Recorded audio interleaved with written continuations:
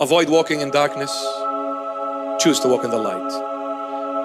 Certain Pharisees came to the Lord Jesus and said, quickly get out of this place. King Herod wants to kill you. God created the heavens and the earth.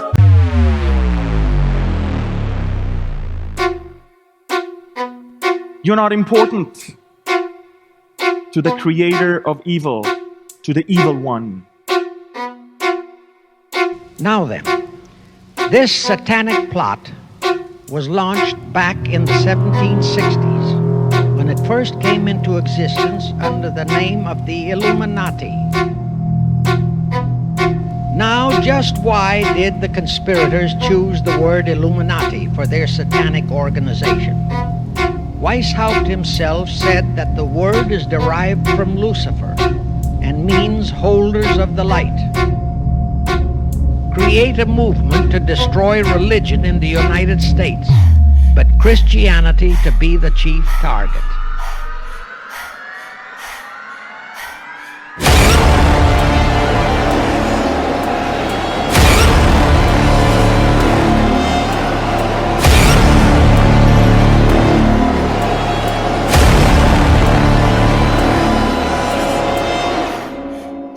This is the birth of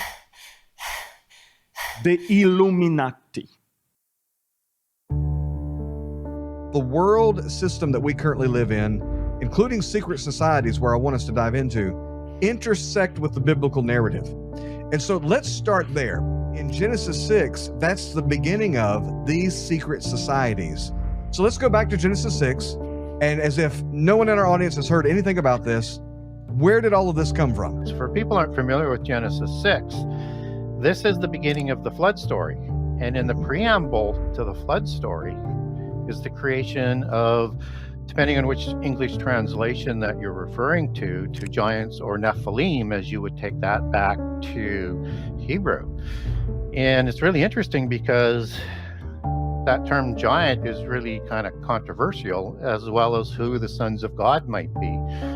And so the giants are, as I described, as Nephilim. I am is the male plural. So Nephil is the singular format, and it's rooted in another Hebrew word called Nephal, which means fallen, and I am for fallen ones. Just as you see Satan when he falls from heaven in Isaiah 14:12 to 13, you have that word fallen, that's Nephalim. So I am is the male plural, fallen ones. So the fallen ones are connected with the giant ones, as is described. Some of the things that polytheism might talk about through a polytheist lens, and the Bible will talk about things through a monotheist lens. When we hear the term bulls of Bashan, that should catch our attention. So in polytheism, like the Baalim in the Bible, as the Ugaritic text records them, where the gods were talked about as bulls, and so were the giants. Only the giants are demigods. They're the offspring of the gods and human females. Any ancient mythology has a sense in which the origin of their civilization, of their great cities, of their powerful things were demigods. That is, they were half god, half man, and that usually their father was a god and their mother was a human. We have the creation of giants through the sons of God. And it's in the preamble to the flood story. It's the context for the flood story. By extension, it is where the violence and the corruption comes from. So who are the sons of God?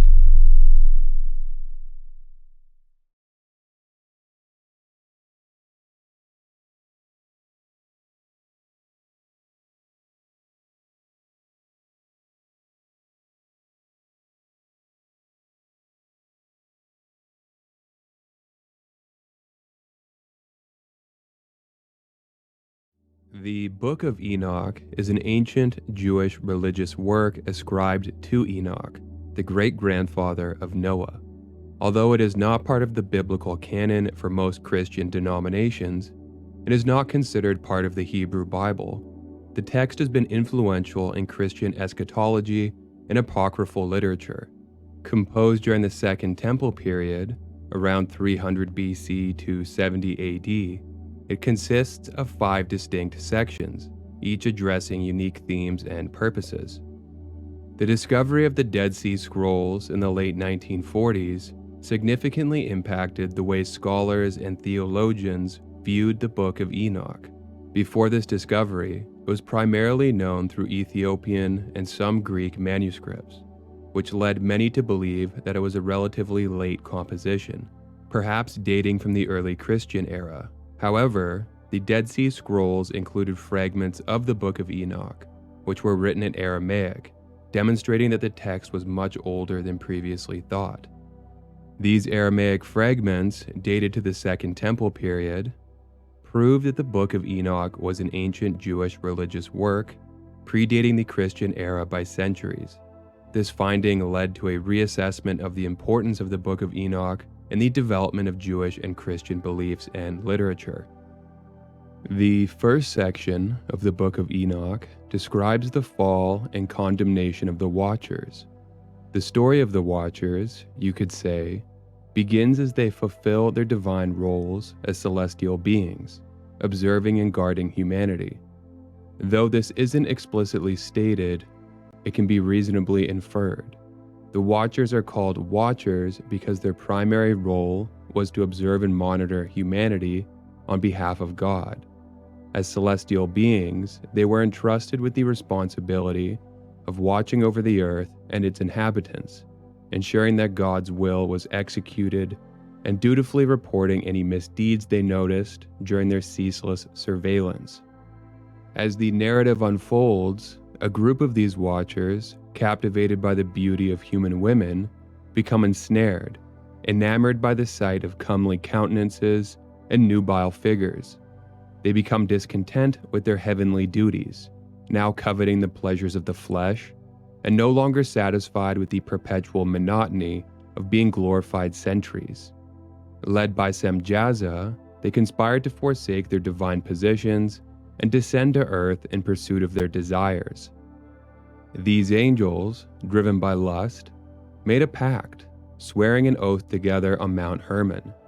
They agreed to carry out their plan and accept the consequences, fully aware that their actions would lead to punishment.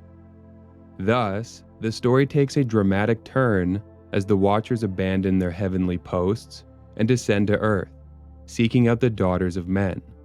This event marks the beginning of their transgressions, which were numerous and egregious, and sets the stage for the consequences that will befall both the Watchers and humanity.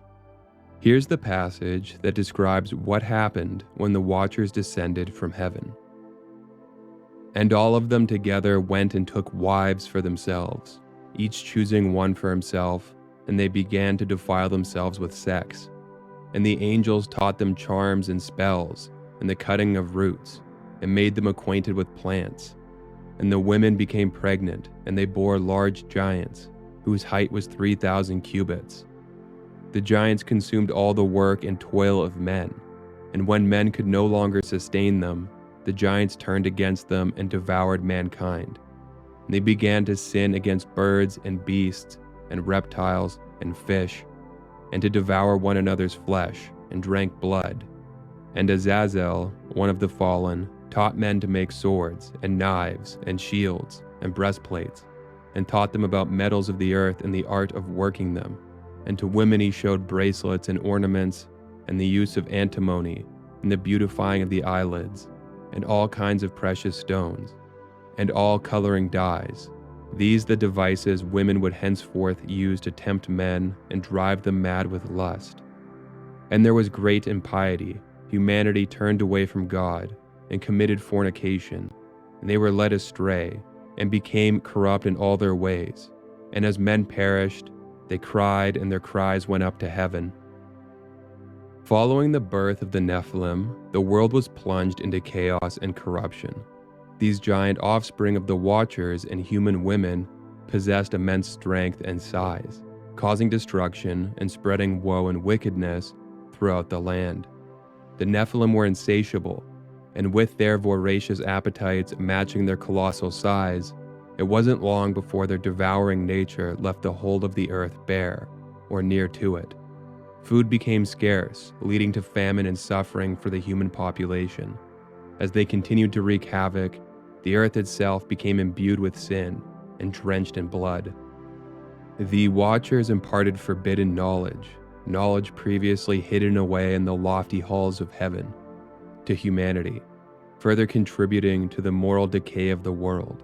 They taught humans various arts and sciences that were previously withheld, conferring the arcane secrets of metallurgy and astrology, and showing them how to wage war. While some of this knowledge benefited humanity, much of it was used for nefarious purposes, leading people astray from the righteous path and exacerbating the world's degeneration. As the situation worsened, the cries of the afflicted reached the heavens, and the archangels bore witness to the tragic state of the earth. 4 archangels, Michael, Raphael, Gabriel, and Uriel, approached God, beseeching him to take action and put an end to the suffering caused by the Watchers and their progeny. In response to the archangels' pleas, God decided to intervene and restore order to the world. He assigned tasks to each of the 4 archangels to enact his judgment upon the fallen Watchers, the Nephilim, and the sullied soil of the earth. To Michael, God assigned the task of informing Semjaza and the other fallen Watchers of their condemnation and binding them for 70 generations until Judgment Day. Raphael was given the duty of binding the Watcher Azazel, who had taught humanity to make weapons and engage in warfare, among other sins. Raphael was to bind Azazel hand and foot, cast him into darkness, and cover him with jagged rocks in the desert, where he would remain until Judgment Day. Gabriel was entrusted with the responsibility of dealing with the Nephilim. He was to incite them to turn against each other in a great battle, ensuring their mutual destruction. This internal conflict resulted in the elimination of the Nephilim from the face of the earth. Finally, Uriel was instructed to warn Noah, Enoch's great-grandson, about the impending divine judgment. A great flood was to be sent to cleanse the earth of the evil that had taken hold, the defiling filth of it, saturating and spoiling down to the core. Uriel's guidance helped Noah build an ark to save his family and at least 1 pair of each species of bird and beast, thus ensuring the continuation of life after the flood. As the archangels carried out their assigned tasks, the world underwent a dramatic transformation. The Nephilim were wiped out in the violent conflict instigated by Gabriel, while the fallen Watchers, including Azazel, were bound and imprisoned by Raphael, awaiting their final judgment. Meanwhile, Uriel warned Noah of the coming flood, and under divine guidance, Noah built the ark and would preserve his family and the beasts of the earth and the birds of the sky. When the flood arrived, it extirpated the evil that had spread across and seeped into the earth, drowning the remaining sinful inhabitants and purging the world of corruption. So, can you walk us through a quick timeline? Number 1, are there secret organizations that are operating today trying to implement the Antichrist agenda? If so, who are they, and how do you connect them to that Genesis 6 conspiracy? Yeah, so let's first of all begin with that the fallen angels know the power of El Elyon, God Most High. And so they create the spurious offspring so that they'll use them and their followers to sort of get the blood on their hands so the fallen angels don't. And so they're going to have them do all of the crimes against humanity. And so as we look at that kind of understanding, there would be the visible ones for the invisible ones. So, and you would have a similar sort of rank and order that's established on the earth, and beginning with the royals, the bloodline kings that would create the original ancient Masonic bloodlines and secret societies. So how we start to sort of connect that is well, when did secret societies start? And how did they start? And so probably the best source goes back to the people in the secret societies who wrote their own history, right, in the Polychronicon for the Masons. And as it comes down in the book that I use, The History of Freemasonry by Albert Mackey, an adept Freemason in the 1800s. And he took those legends out of this originally oral tradition of what's called the Polychronicon. And so in that, they take the beginnings of secret societies back to before the flood. And they take the beginnings back to Cain, and the knowledge that he learned from Adam, and is what they portray Adam as. He was fed all of this knowledge to run this huge agricultural area that went from the Nile to the Euphrates, same land piece that Abraham is promised after the flood. For his descendants, and basically from Mount Hermon to the Sea of Aqaba and the Red Sea and all of the waters leading into the Indian Ocean, and you have the 4 rivers that you can take 2 of them back to the Nile and the Euphrates in Genesis 2. And so it would take a lot of knowledge for one person to do this, and maybe even some technology to do it, because as you take the words back into Hebrew, he's raising crops and orchards and raising herds of domesticated animals. He's actually naming or renaming all of the animals depending on how you want to look at that in terms of some of his functions. And God finally sort of says, well, I'll give you a little bit of help. We'll give you Eve from your rib. But still, you only have 2 people. So what they deduce is that God had to give them a lot of knowledge. And so that knowledge was then passed on to Cain, Abel, and Seth as the first of the 3 sons after Adam and Eve were ostracized. So Abel is killed, Seth is born later. Cain goes to Nod, takes a wife, and starts to build a city, and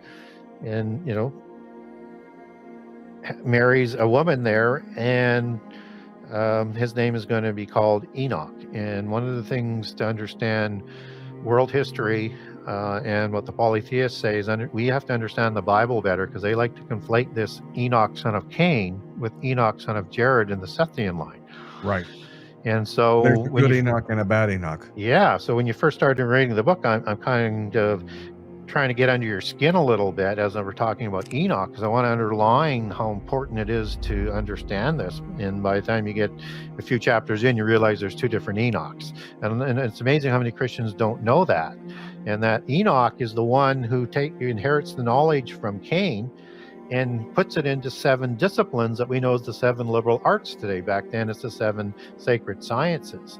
And from there, he's going to create a religion to keep it away from the Sethites as they're going to develop this knowledge. And he creates the sun cult and the bull cult, what I call Enochian mysticism before the flood. And this is the religion that's going to mix with the knowledge from the fallen angels, as the book of Enoch talks about, or in secular history and polytheist history, that the knowledge comes from the gods for civilization, that puts it on steroids, so to speak, and sets it on a technology increase we haven't seen since our generation. And we may be witnessing the same ramping up of that type of technology with the same liberal arts that are being taught that would be merging with angelic technology as in the days of Noah.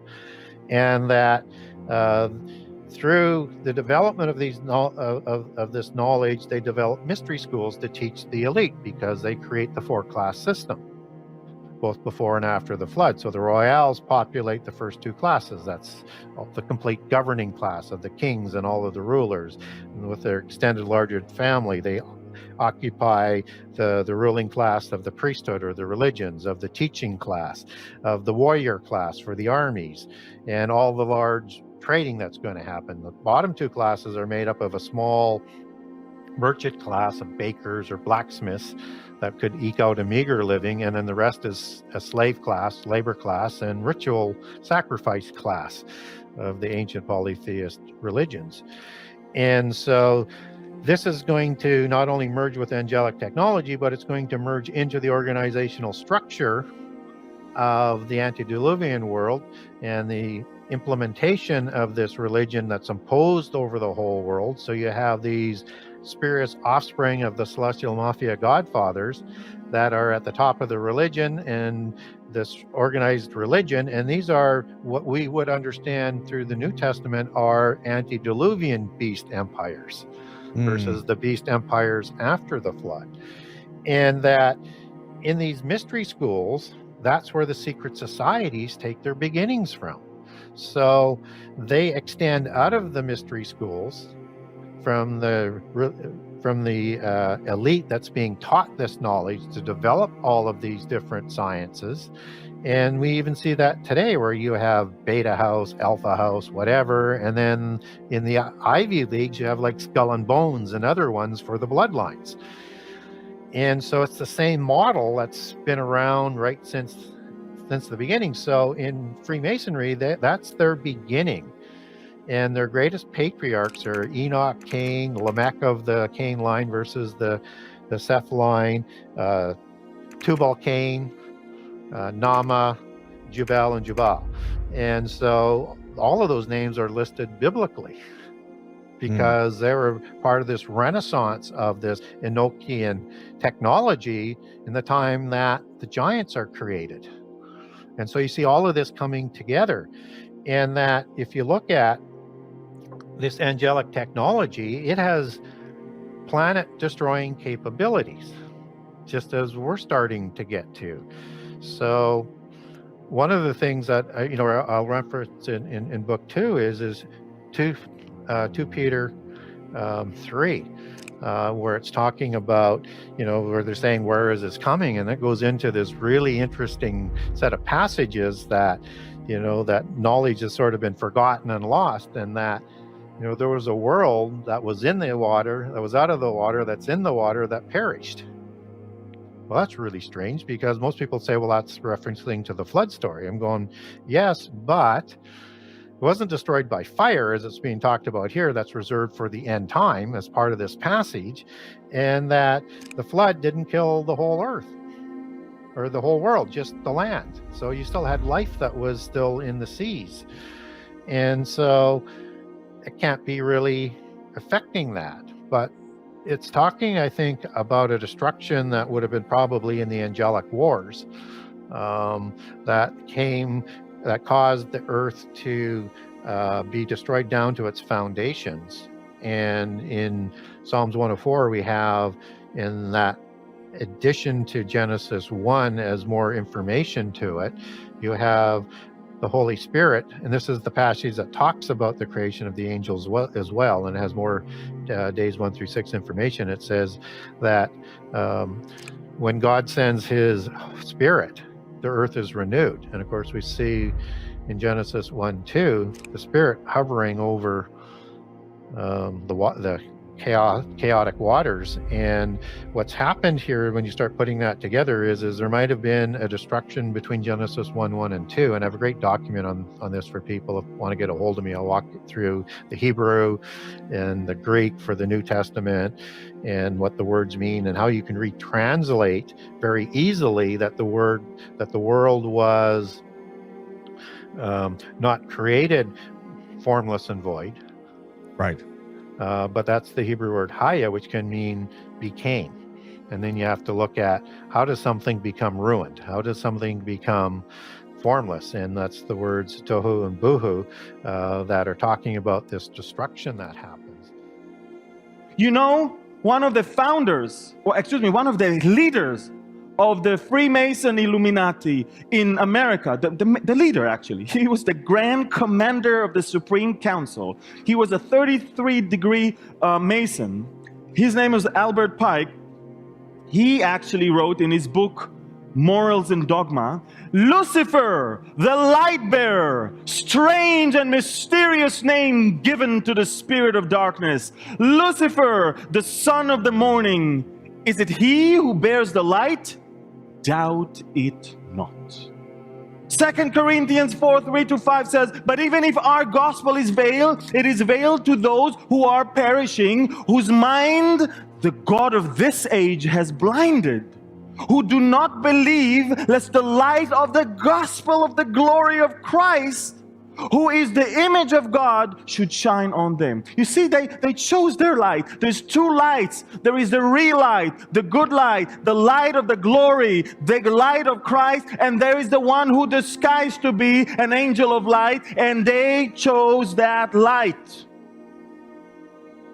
And I want to cause you now to fasten your seatbelt, because we're going all the way back to the time of the ancient people who lived here ever since Genesis. The first attempt of people to create a world government, to create a world domination, to come together without any barrier, without language barrier, without borders. It is actually the story of the Tower of Babel, if you remember. And they all came together. First time ever, humanity joins forces. What for? To take over and replace God. And so all of this is going on in terms of understanding the organizational structure and the events and the creation of the secret societies that will become the Royal secret societies. And so this whole organizational structure and secret societies crosses the flood somehow. And so where monotheism and polytheism intersect again is Babel. And you have in the Masonic records, what they say is that Nimrod received the knowledge to build Babel City and Babel Tower. And biblically, we're not told where that knowledge comes from. And one would think Noah wouldn't be providing it because he witnessed what happened before the flood. He doesn't want to see that happen again. And so this comes from a person called Hermes, as we would understand it, Harmine and Harmenes, and a few different transliterations. And he finds the locations where the knowledge is stored based on a pillar that was designed to float versus one that was also, there was two pillars of Lamech or Enoch, depending on which version that you're talking about. And so it's the one obviously that would float survives because of the flood, and it has directions where this Enochian knowledge and religion was stored beneath the Great Pyramid in 9 vaults in 36,525 books, and there are 9 stories of these vaults stacked them. So he takes his knowledge back to Nimrod. He initiates 1,000 masons to build, and masonry is the 5th science of geometry as they understand it in the craft, to build Babel City and Babel Tower. And Nimrod imposes the Enochian mysticism from before the flood. It becomes like an archetype. So Nimrod is now remembered as one of their greatest patriarchs as well, writing the first constitution for the ancient masons. And so this is how the secret societies sort of crossed the flood. How we see secret societies coming about in the modern version is, with not spending too much time on the history on it, is through the Knights Templars, which are formed from the Royals, and all of the original founding members are Royals. Even the 2 Cistercian monks, they're related to all of these other Royals that have formed the Knights Templar. So Hugh de Payan, Godfrey de Bouillon, and the folk of Anjou are all from one region in France, in the Lorraine region, and they're Anjou. And they're believed to be the descendants of the Merovingians, who have multiple bloodlines, including Nephilim bloodlines, grafted into their royal dynastic bloodline. And that is how, in 1118, the Knight Templars were born as a military and religious order, and it was established by 9 French knights under the leadership of Hugo de Payne of Champagne and Godfrey de Saint-Omer. And so at the fall of the Templars, which grows to be this greatest organization, like, seen since the flood, they created modern banking. They had fortresses and locations at all the key strategic places across Europe. They were the best warriors. And then came into their mind another way to make even more money. They created the first banking system in the world and the first checkbook in the world. How? They said to themselves, we're gonna have to open an office in every country in Western Europe. Everyone who wants to travel to the Holy Land on his pilgrimage should come to us, give us all of his possessions. We will give him a certificate, a check, which they can cash when they reach Jerusalem in our Jerusalem base office. Isn't that amazing? Wow, revolutionary thing. It's the first world banking ever, first checkbook ever. One thing the people didn't know is that the facts were that only 40% make it to the land of Israel alive. And so what the Royals do after the fall of the Templars is they say, we're not going to leave that as one central organization, and they're going to start to create the organizations that we know today and create what I talked about in book 2 is the thelemic tree to understand that organizational structure. So they're going to create Freemasonry, which is going to be the introductory level, and re-inviting bloodline people back to this belief system and to achieve first level of adept. Above that is the Illuminati, which works at the adept level and uses the organizational structure of the Freemasons around the world to do their beckoning. And they're going to be higher than a third level or 33rd degree Scottish Rite as we would understand it. They would be 4 or 5. You have to be 5th level to oversee regional Masonic outlets. So as you move up the hierarchy, you're going up higher in the degrees. You have Rosicrucians that some people say goes up as high as 7 degrees in the old system. And that's the crossover between the rising ones that they brought back in of bloodline descendancy and the purebloods. And the purebloods are the Royals. So the top 50% is operated by the Royals, who take their genealogies back to a specific Nephilim or Raphaim and a celestial mafia godfather or a fallen angel. And that's who they swear their oath to, and that's who they receive that divine right to rule from. So when King Charles III takes an oath, you don't know whether he's taking that oath in the name of the God of the Bible or his specific celestial mafia godfather. No, I have to ask you this, by the way, because someone sent me an email saying that he is a direct descendant of who we know as Dracula. Vlad the Impaler. Is that true? Well, that's what he said twice, and I can send people the links on it. He said it when he was still Prince. And that comes through understanding that the Windsors changed their name from Hanover because they were from the German bloodline who replaced the Stuart dynasty. And in World War I, for obvious reasons, they changed their name to Windsor, a more sort of English name. And that they were intermarrying through Central European bloodlines, which included the Vlad bloodline, which is the person Dracula is based on. And Vlad the Impaler was your typical noble Nephilim Tuatha De Danann fairy folk individual. He had red hair, hazel eyes, pale skin, and was educated at the mystical school of House of Solomon in Vienna.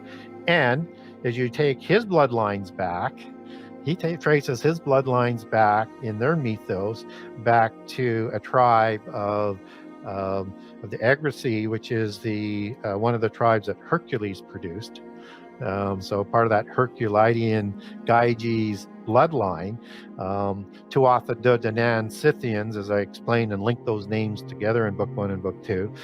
And that Hercules is the son of Alcmene, a human female, and Zeus, the parent god after the flood of the Greek belief system. And so, yeah, that's what he says. I take my genealogy back to them. And he has other scion bloodlines in there to help with his ennobleness.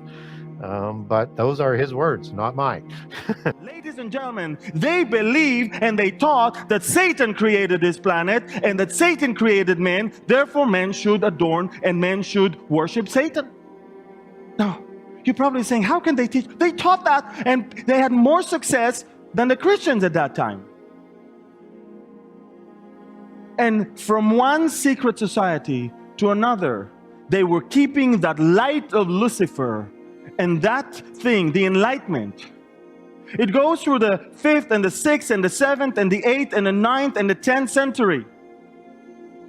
When we talk about modern secret societies, who are some other leaders You mentioned Charles III. Who are some leaders that you see as operating in that? And Yeah. are there Nephilim alive today? And if so, why aren't they 15 feet tall? Very good question. So to answer that, understand that above the Rosicrucians are all of the bloodline royal orders. So the Committee of 300 Families. Above that is the Council of 33 Families. And above that is the 13 families of the Western bloodlines, Western European bloodlines. And understand there's bloodlines all around the world.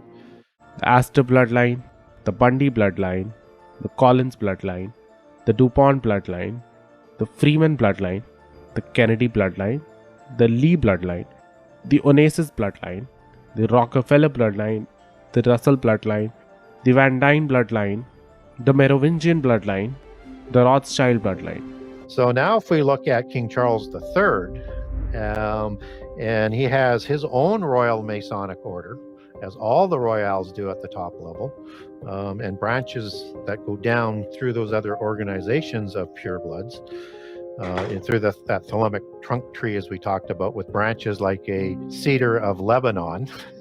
And I kid you not, that intersect like this, which were the allegory for the Amorites as giants, because they're the giant trees of the ancient world that all the temples and the palaces were formed from, and the roots go down to Hades, where they received their power from, where their gods live in Hades, Sheol, so in the earth in another dimension.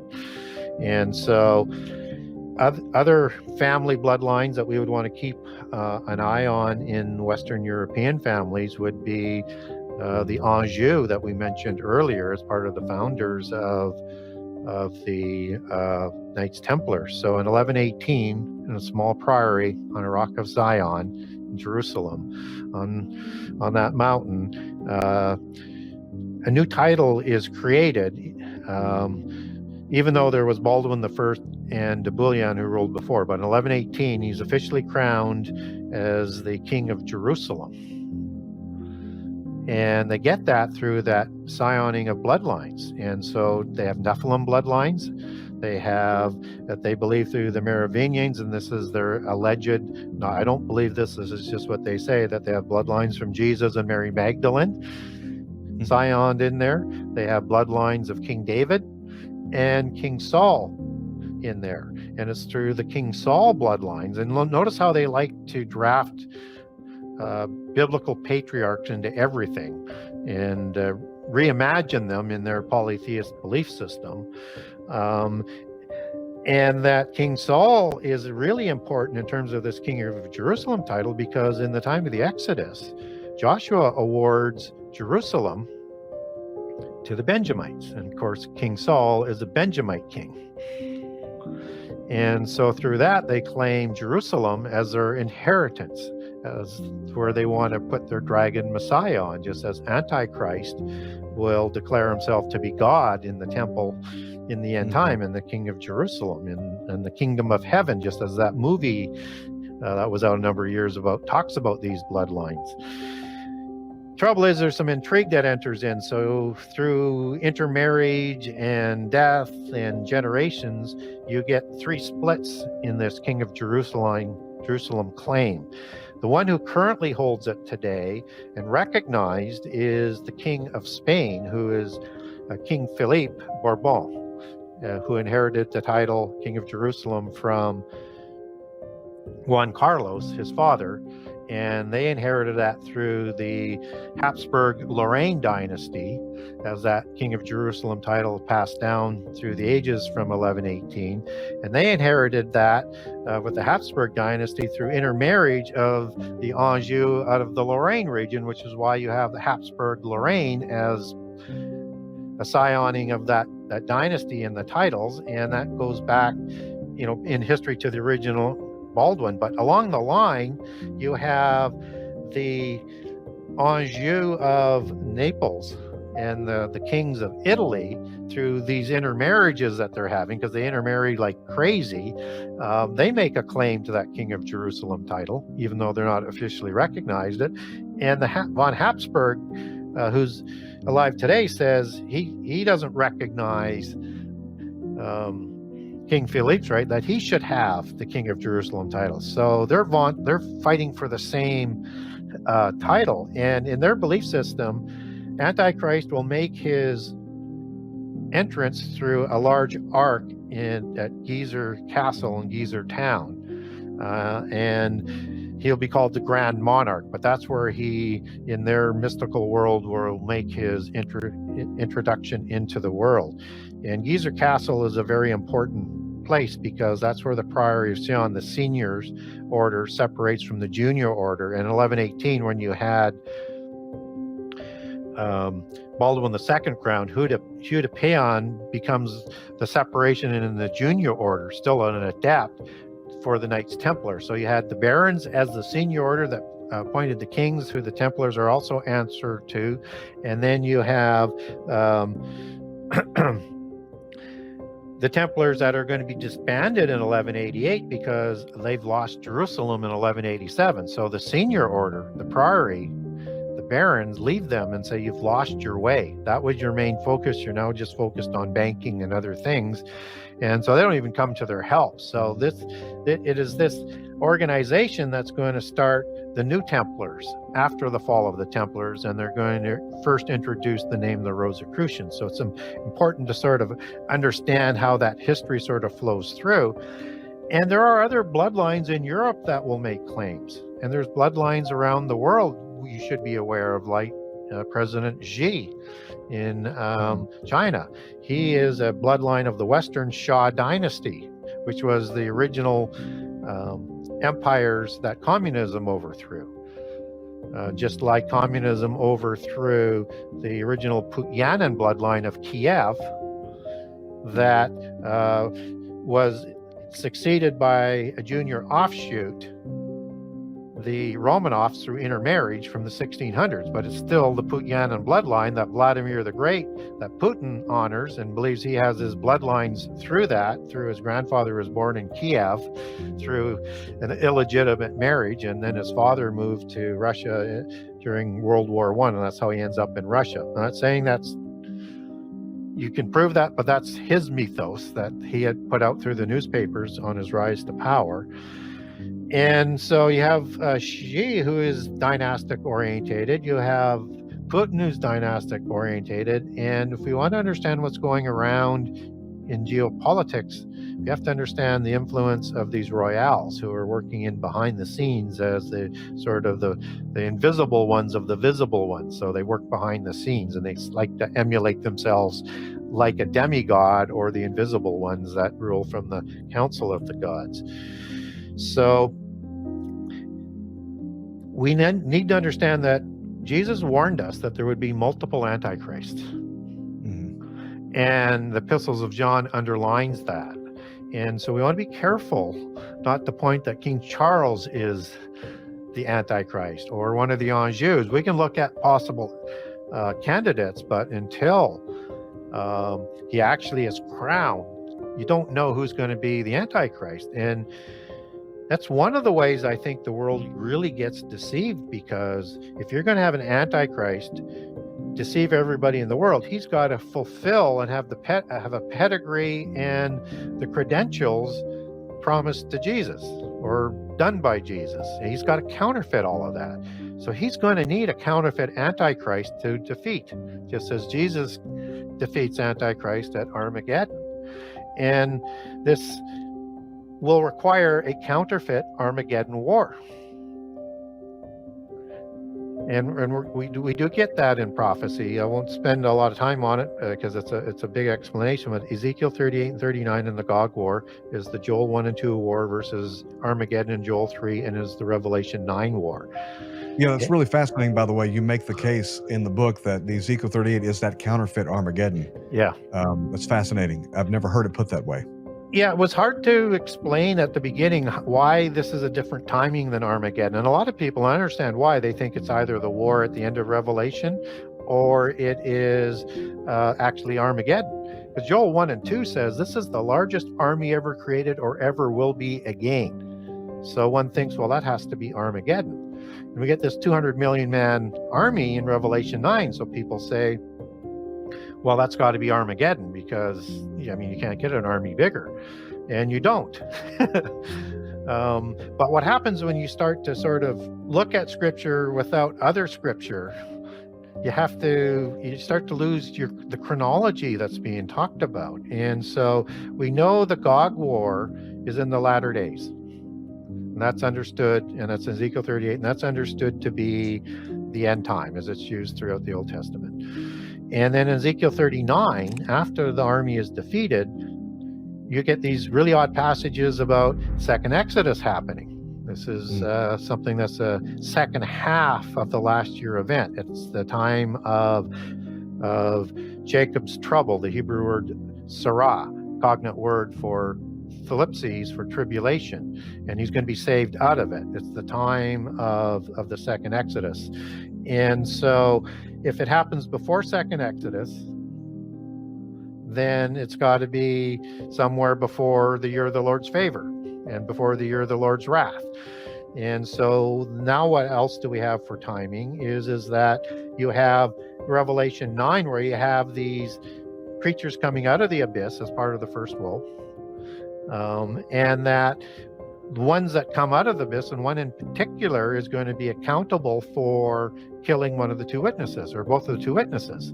So it has to be before the midpoint when this abyss is opened up, and that the 200 million man army isn't part of the first woe, isn't the second woe, but seems to be like an extension out of the first woe as you read that in a linear manner, which means that this army is going to have a connection with the fallen angels that are coming out, and a connection with the terrible ones that are in the pit prison, and the descriptions of the riders and the horses, if you can call them horses, that are going to be part of this army. And so Antichrist, when he comes to power, is also described as the one who comes up out of the abyss. So he has a relationship as the son of perdition with these creatures coming up out of the abyss. So all the details point to that being a war that Antichrist is going to take credit for. So this is that overwhelming army that's talked about in Daniel 11 that's swept away, that he's going to take credit for. And then he moves his armies into Jerusalem, as Daniel 11 and the book of Luke talks about, and creates the abomination. That's why Jesus said, by the way, in Revelation chapter 3, it says, be aware of those who say that they are Jews, but they're actually not. They are the synagogue of Satan, the Bible says. They have two goals that you should never lose sight of. One is the elimination of God. That is a paramount thing. And two, the building of what they call, and this is not a right-wing deal, they call it the New World Order.